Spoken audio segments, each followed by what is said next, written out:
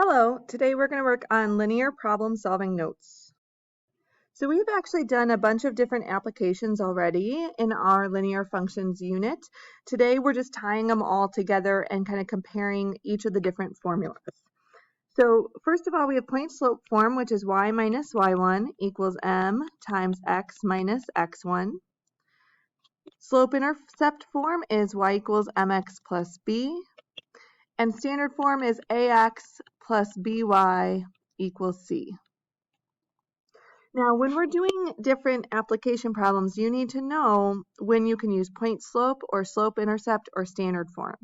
So with point slope, you're going to use when you have a rate, or you can find a rate if you're given 2 points, and then you are given a specific point in time.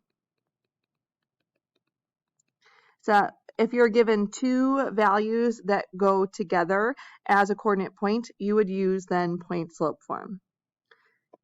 For slope intercept, you're going to use if you have a rate given to you in the word problem, and then the beginning or initial amount of something. That would be your y-intercept. For standard form, this is where you're going to be given 2 rates or 2 costs or things like that. And then also you have to be given a total amount. Your total amount then would be your C value. So now what we're going to do is we're going to go through a bunch of different examples, and you have to kind of figure out what you're given and then what form to start in. So example 1 here, the store that Andy shops at is having a sale. Roast beef costs $4 a pound, and when I'm reading this, I see $4 a pound. This right off the bat is a rate because it's per pound. And shrimp costs $10 per pound. Here's another rate. We want to write an equation if he can spend up to $96. This is a total. So when we see these 2 rates in the total, this is going to be AX plus BY equals C form. So we can let roast beef be X and shrimp be Y. So this would look like 4X plus 10Y equals $96. Now, if it doesn't say specifically what type of equation, you can write it in any form, and I would accept that. So now we want to know what is the greatest amount of shrimp we can buy. So if we want to buy everything shrimp, that means we would buy 0 roast beef. Now, it doesn't actually say that in the problem. That's something like if we want to figure out the most amount of shrimp, that kind of implies then he would have to buy no roast beef. So we're going to take our equation and we would plug in 0 for your x value, and you would then try to solve for y. So 4 times 0 is 0. We would divide both sides by 10. So y would be 9.6. So he could buy 9.6 pounds of shrimp. That's the most amount of money he can spend, or the most he can spend with the amount of money he has. So let's take a look at another one. Number 2. So the shoe size has a relationship with the length of the foot. So it is going to be a linear function that relates those two. So a size 5 fits a 9-inch long foot. This is a specific point in time. So we can let 5 be your x value and 9 be your y value. If we do that, this is going to be the shoe size for your x value, and then the length of your foot for your y value. So we look at the next one, and it says an 11-inch long foot, so that's your length of your foot, that's your y value, requires a size 11 shoe, which would be your x value. So we're going to go ahead and we're going to try to write the equation here. And for this one, I am going to go ahead and add in slope-intercept form. So in order to go to slope-intercept form, we actually don't have enough information to just jump there. So we have to find our slope first, then we have to go to point slope, and then we can go to slope-intercept. So our slope for this one is going to be y2 minus y1 over x2 minus x1. So we're going to get 2 in our numerator and 6 in the denominator, so 1/3.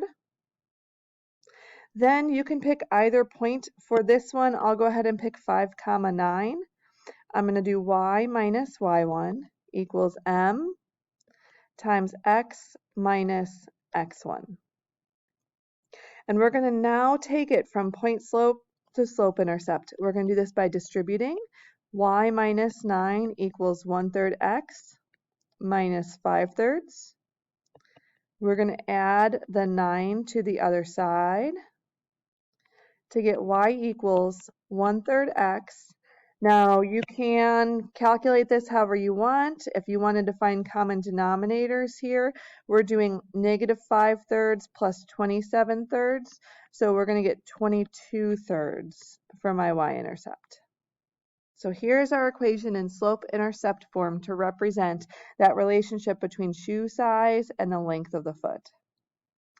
So crazy piece of information here. So Bob wore a size 22 shoe. So this is true. Like he actually had really large feet. So size 22 shoe.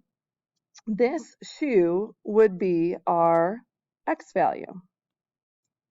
Okay, so up here we can see that we had the shoe size for your X value. So to figure out the length of his foot, that's our Y value, we're going to go ahead and we're going to take 22 and plug it in. So y would equal 22/3 plus 22/3, which would be 44/3.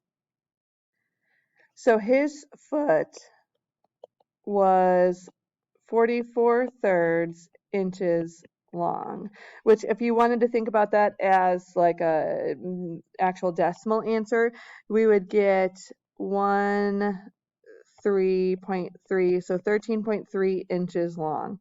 So quite a big foot there. Okay, so let's go ahead and take another look at a different kind of problem. So for this one here, now we're starting to not put like first write your equation and then use your equation to answer your question. It's all going to be put together in one paragraph. So Pick 'em Up Towing charges $40 to hook a car up and $1.40 for each mile that is towed. So as I'm looking at this, $40 to hook up a car, this is a one-time fee, which means this is your y-intercept. The $1.70 for each mile, this one right here, this is a rate. This is your m value. So now it says we have to write a linear equation. So we're going to go ahead and do y equals our m value, so 170 times your x plus 40. But it does actually say to use the total cost as C. So that's your y value. We're going to write it as C. And then it also says for m miles. So that would be where x would normally be. This then is your equation using the variables that they're asking us to do. So now we want to figure out the total cost for towing a car 17 miles. In this problem then, 17 miles is our m value. So our cost is going to be 170 times 17 plus 40. So our total cost here is $68.90. Okay, so let's go ahead and try another one. So between 2002 and 2009, we added 21 stamps per year. This right here is a rate. This is your m value. In 2007, you had 109 stamps. This is a specific point in time. They're telling us the time and the amount. So this is technically a coordinate point. We want to write the equation. I'm going to go ahead and add in slope-intercept form. That represents the stamps in the years since 2000. So since 2000 means that when x is 0, we're talking about the year 2000. So in 2001, that would be 1 year since 2000. So be careful here. They're reframing this with a new year 0. So first step, write our equation. We have a point given to us and a slope. The coordinate point, since it's 2007, is actually going to be 7, 109. And this is because in 2007, it's been 7 years since 2000. So now that we have our coordinate point and our slope, we can start in point-slope form. So y minus y1 equals m times x minus x1. And then we can take it to slope-intercept by distributing. So y minus 109 equals 21x minus 147. And then we could move the 109 to the other side. So y equals 21x minus 38. This is our equation in slope-intercept form. Now you might be saying, well, it doesn't make sense to have negative 38 stamps, and that's absolutely true. Negative 38 is talking about in the year 2000, but this one says the year 2000 doesn't actually make sense. It only starts in 2002. So even though our y-intercept right now is negative, it is not actually valid for the year 2000, which is why we can just kind of disregard that. So now we're going to do this last part, and it says use your equation to find the number of stamps in your collections in 2009. So at the very end of where this is applicable. In 2009, it would have been 9 years since 2000. So y is going to equal 21 times 9 minus 38.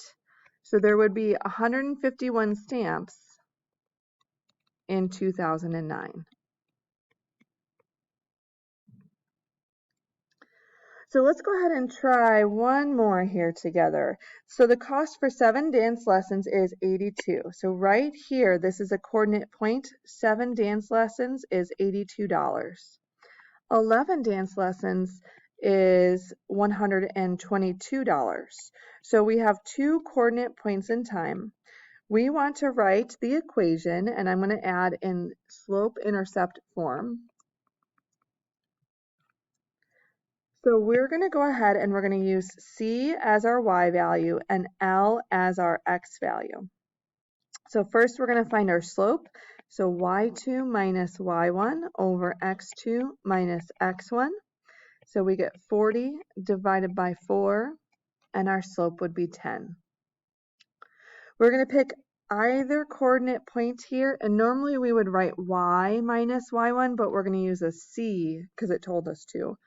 So C minus y1 equals our slope, and then x is now L minus x1. Then we're going to go ahead and we're going to distribute. So C minus 82 equals 10L minus 70. And we're going to add 82 to get C equals 10L plus 12. So as we're looking at this, what this means is our slope here means it costs $10 per lesson. And then the 12 means that this is a sign-up fee. So now we have to go ahead and use our equation to find out the cost. Oh no, they tell us the cost is $52. So 52 is your C value. And we want to figure out how many lessons that was. So we would get 40 equals 10L after subtracting 12 from both sides. So the number of lessons then would be 4. So 4 lessons would cost $52. So thank you very much for listening. I hope this helps. Let me know if you do have any questions.